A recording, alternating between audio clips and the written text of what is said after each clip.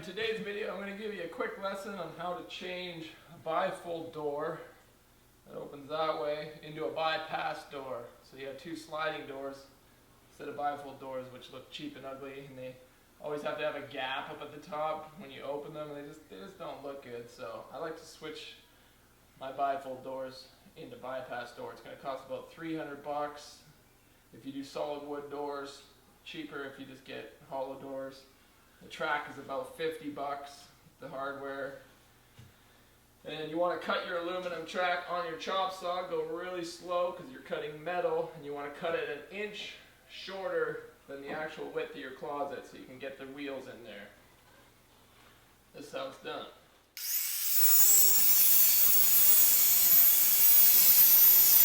Once you got your track cut, all your bifold hardware's been removed.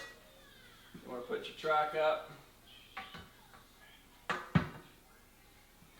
Butt it tight to the one side so that you can fit your little roller wheels up on the other side, and then you just screw it in there 1.5 inches.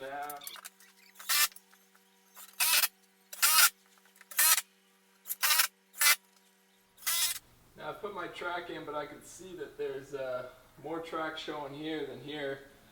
So I put the level on it just to check it, and sure enough it is out of level, almost 1/4 inch. Undo my screws a little bit, put a 1/4 inch shim piece of wood on this side of the track, and I'm going to use this PL Premium liquid shim, and I'm just going to put a few blobs of glue on the underside of this track, and those bits of glue will fill in the tapering gap. And then I'm not going to tighten up my screws until that glue hardens. And basically it's a liquid shim. It's perfect. Saves you a bunch of time farting around with little pieces of wood, and saves you a bunch of time. Do it.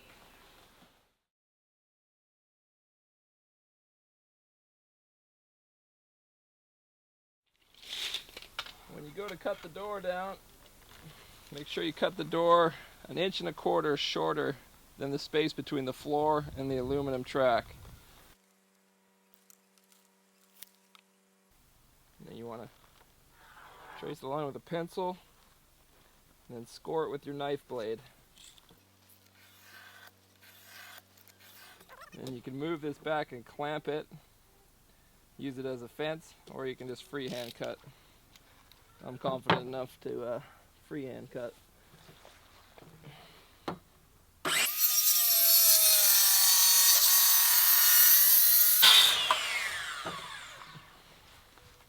Now you don't have to worry about scoring the underside because the circular saw blade is always cutting on the up.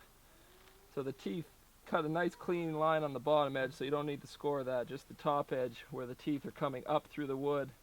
That's where it wants to tear out and leave an ugly finish. Samurai tip for you. And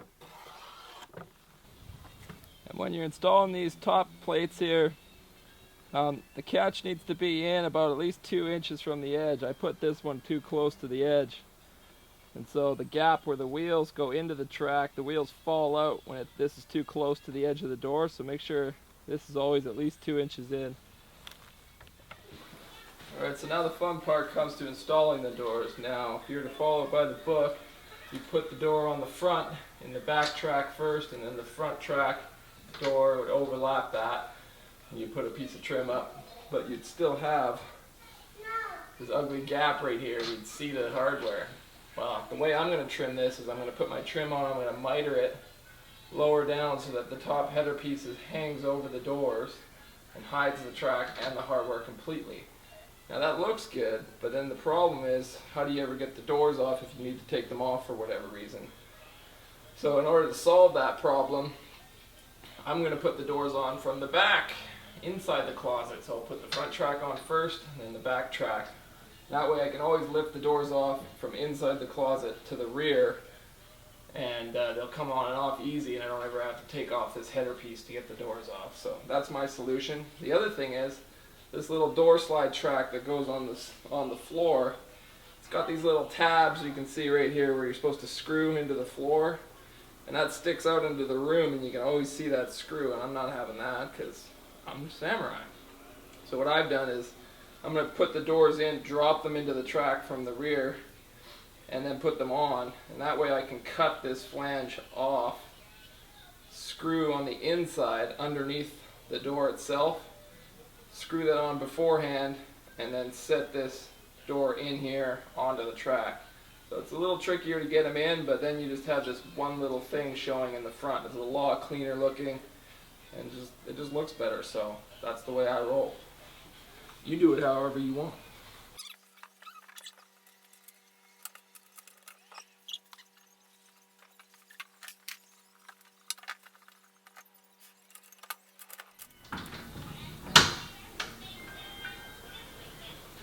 I think it's time I come out of the closet, don't you?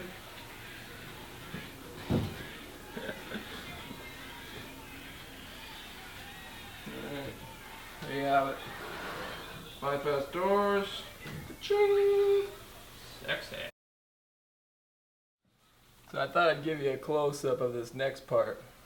This stuff's my secret weapon. If you want to learn more about this, watch the next video called My Secret Weapon. Dry glue.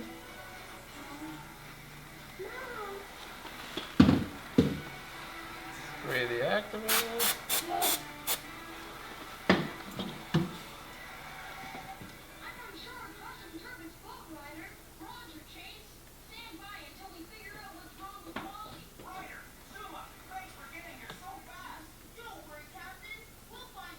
Boom. Not even holding the other end. Stuff literally welds ultralight together. It's as strong as the wood itself in about 10 seconds.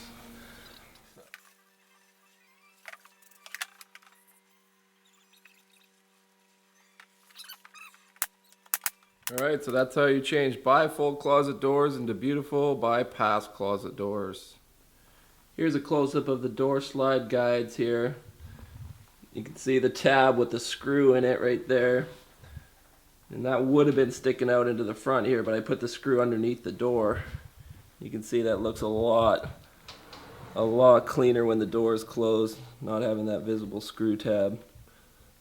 Well, I hope you enjoyed this week's video on how to change bifold doors into bypass doors. If you did learn something from this video and enjoyed it, please bless me by giving it a like. And if you're not subscribed to the channel, please subscribe because there's plenty more good content coming. Please check out my new website. I just launched my new tool store. I'm adding new items every week. And make sure you check out this next video on my secret weapon.